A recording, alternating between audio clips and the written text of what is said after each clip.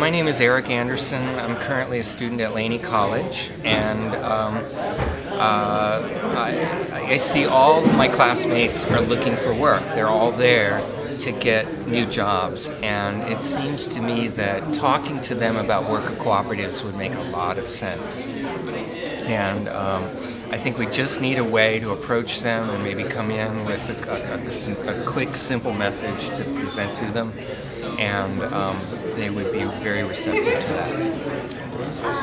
And my name is Ricardo Nunez. I work for the Sustainable Economies Law Center, and we do legal work and education on setting up cooperative businesses.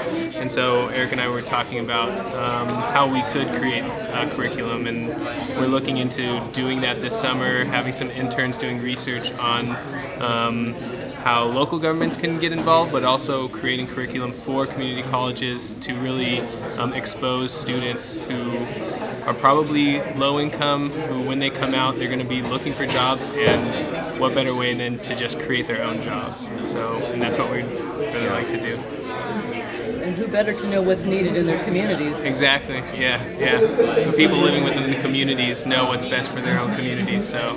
It's really great because, you're working, you're spending a lot of time with people. You really get a sense of who you like, who's smart, who's capable, and it seems like it's a great way for people to form teams or little groups or whatever, but just seated with that idea that they could be their own boss or that they could start their own companies, I think is the idea, kind of a very catalytic idea.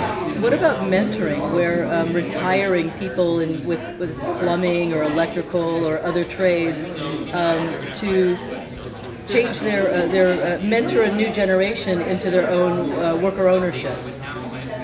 Yeah, it sounds like a great idea. A lot of our teachers are people in the trades, and I think that they would be more than happy to sort of continue to mentor their students. But I don't know.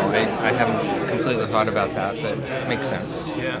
Or even with those people who are leaving those industries to basically retire. Yeah, to retire, but to sell their companies to the workers themselves, so that they can create workplace democracy, and the services that I think would need it at that point would just be the technical services of how to create a management system within a company that has been functioning as a traditional organization or a traditional for-profit business, how to transition that into a workplace democratic situation, and then we could basically, those companies could be ones that also do mentoring for newly graduated students from these trade schools on how to create their own workplace. It seems like community colleges would be a great place to deliver that information. Many colleges have business courses and business right. degrees, and very, very few of them, if any, include cooperatives as one of the business model options. That's right. And it's time that we got to that point. So, and I don't, there may be community colleges around the country that are starting to think that way and are actually doing something about it.